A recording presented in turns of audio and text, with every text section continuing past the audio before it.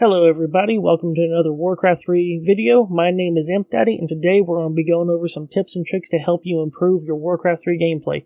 Now this video is not going to make you a pro by any means, but if you are a brand new player who is just getting into it, getting your feet wet, all the way up until about 50 to 60% win rate, these tips and tricks will help you. As you get closer to that upper 60%, they're more of reminders because you should have had this stuff down by now. But this is definitely geared towards helping those new players start increasing their win percentage and have more fun in the game. So please, if you like this video, give it a like, give me a subscribe, leave some comments, tell me what you think, and let's jump right into it.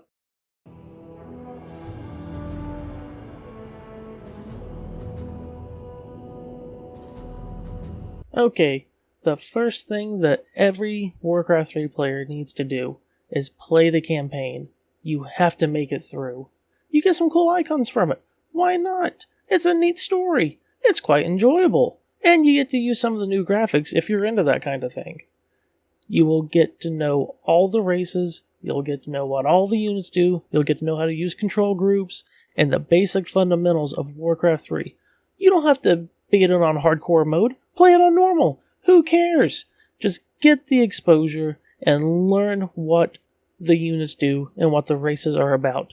It will help you so much. It will save you so much headache. I can't tell you how many players I've played since they started this new ladder system where they're just sitting there trying to figure out how to build stuff. It's ridiculous. Don't be that guy. Don't be that girl. Just make it through the campaign, have fun with it, and play it on normal.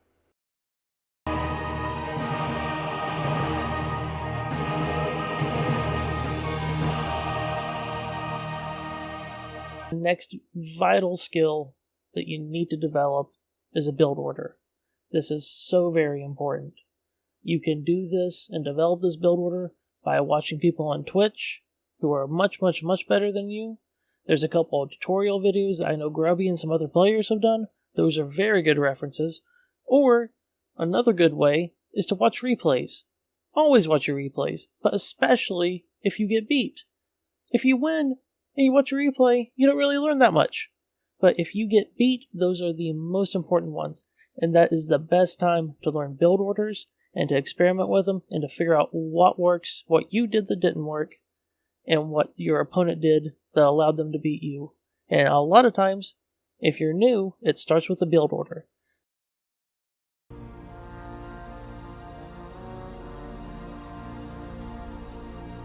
So, you've watched a few videos on some build orders, you watched a couple of Twitch streamers, and now you're like, but Imp Daddy, I don't know how to use these against a player.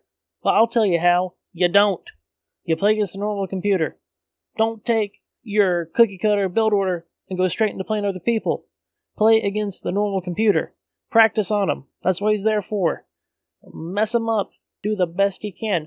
Keep playing against the normal computer. Keep practicing your build order until you can beat them consistently. This will teach you several things.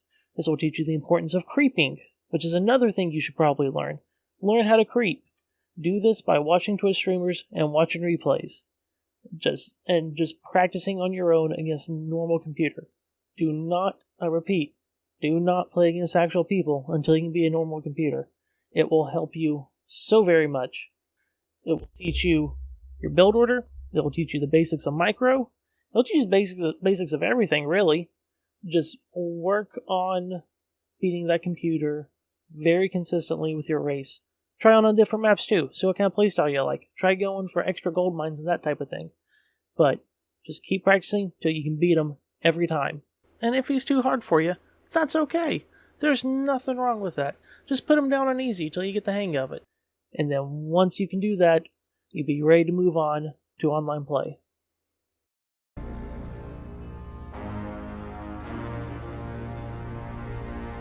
Okay, you played through the campaign, you got your build order down, and you even beat the computer on normal pretty consistently.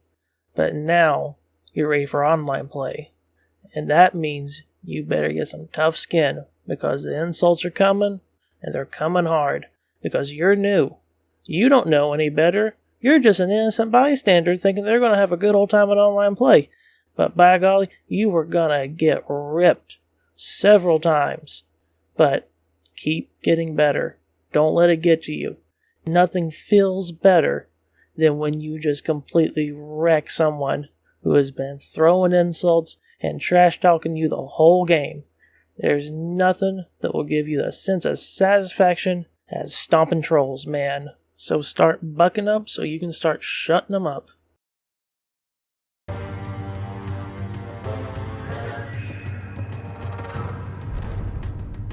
So this one should be pretty basic by now, and you should learn it in the campaign, and you should have been using it while you're playing your normal computer. But you need to make sure that you're using hotkeys, especially when you're doing online play.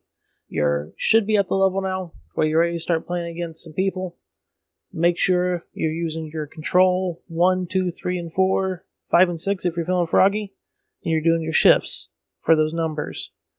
Control sets a new hotkey group. Shift will add units to that control group. If you shift and you click on a unit that's already in that control group, it will remove it temporarily. If you want to keep it removed, you have to hit Control and that hotkey that you have it assigned to again. You can hotkey units, obviously, but most importantly, you can hotkey buildings. Don't forget to hotkey your production buildings and your upgrade buildings, but especially your unit production buildings. You gotta have those hotkeyed, because that's going to be super important later on in this video when we're talking about resource management and using up our gold while we're fighting.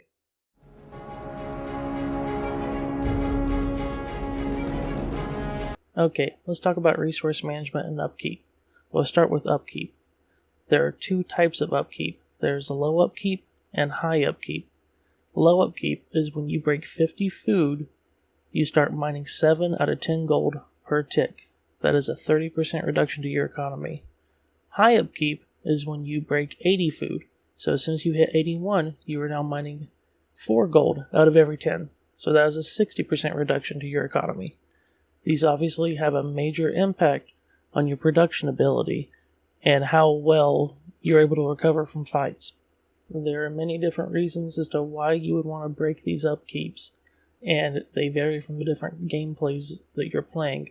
So if you're playing solo, most of the time you want to stay below low upkeep, so 0 upkeep for as long as you can, so that you can bank your gold for items and for big pushes when you need them. For team play, it's much more common to break low upkeep because your fights are bigger, and a lot of times one player will have to carry the other ones because they're being fed resources. With high upkeep, if you're doing solo play, you really need to be ending the game very soon, or at least have 3 gold mines, counting your main gold mine, so 2 expansions. In team play, if you're in high upkeep, you need to either have multiple gold mines like you would in solo play, or your team needs to be feeding you, because you will not be able to sustain your army and your items and everything else you need, like your upgrades, going on high upkeep on a single gold mine for any type of play.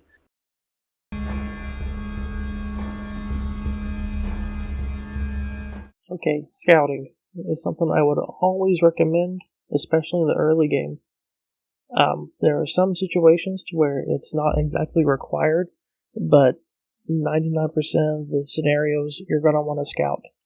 Now, if you look at the mini-map here, you can get so much information from scouting. I know my opponent's race, I know what buildings they're going, what build order, I know what their creeping pattern's going to be, and if I place my stuff right, I can tell if they're going to go for an expansion. I can tell if they're going to go for an early harass. There's so much information to be had from scouting. It's not something you should just do in the early game either. You should always scout throughout the whole game. The more knowledge you have, the more of an advantage you have over your opponent. I cannot stress this enough. Games are made and won from scouting. Now watch. I'm looking. I see he's not going for an expo.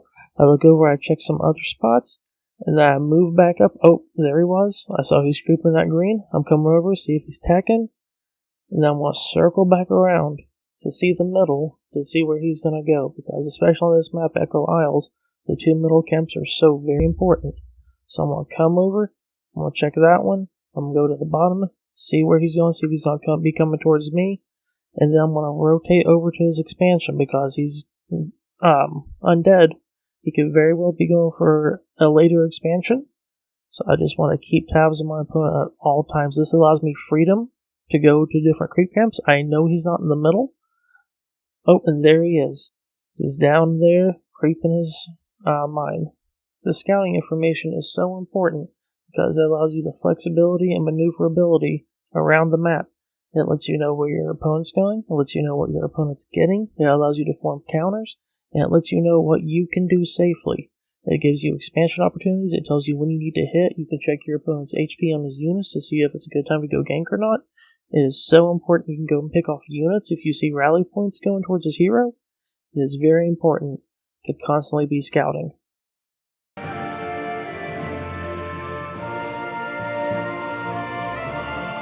Okay, now we're going to jump into fighting.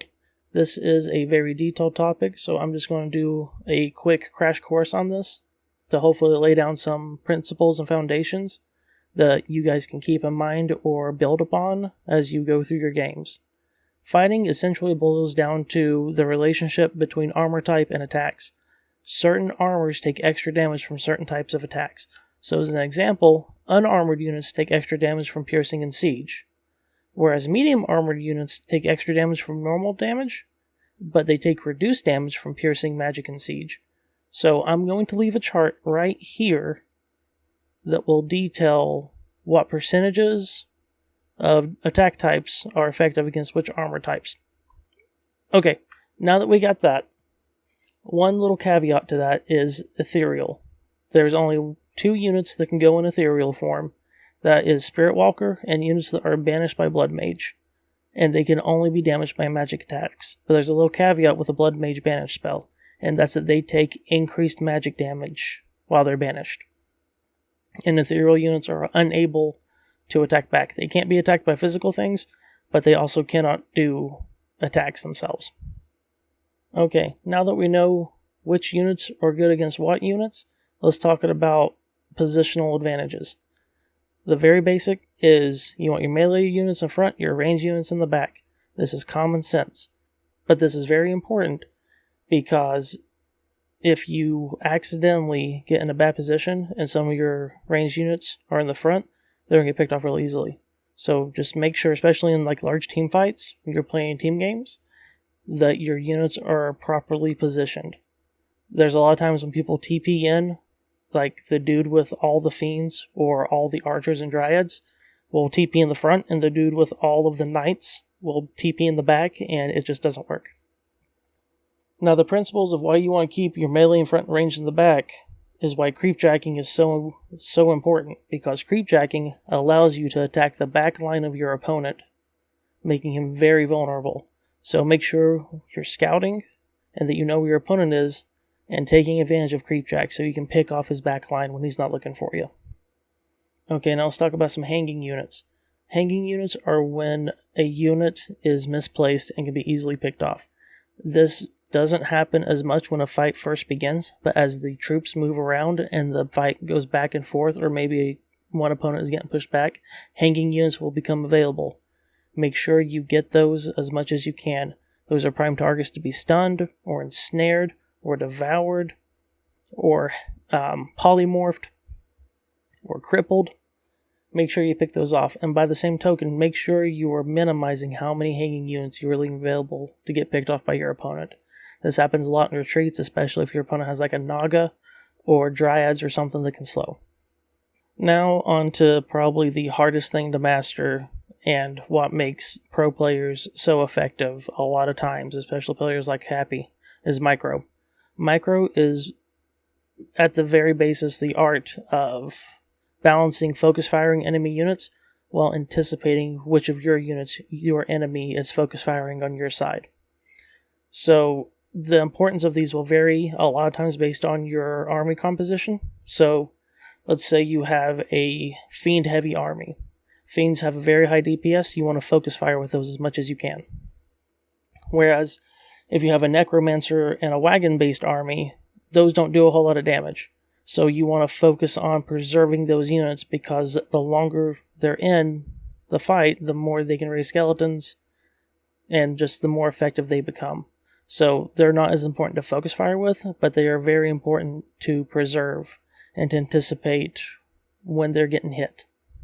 Another part about micro that's extremely important is positioning your heroes effectively to maximize their spells. And what I mean by this is, say you have a Tauren Chieftain, you want to be able to get him in around as many units as you can, so you can do a good War Stomp or do a good Shockwave to hit as many units as possible. If you have an Alchemist and you have the AoE heal, you want to make sure that your units are together as much as you can so that you can get the most out of your heal. Now, like I said, this has been a little crash course. Hopefully, just keeping these things in the back of your mind while you're fighting will help you be able to gain positional advantages and help you win more fights through your games. Thank you. I hope to catch you guys next time. If you enjoyed this video, please give me a like, a comment, and a sub, and maybe I'll see you guys in game. Peace.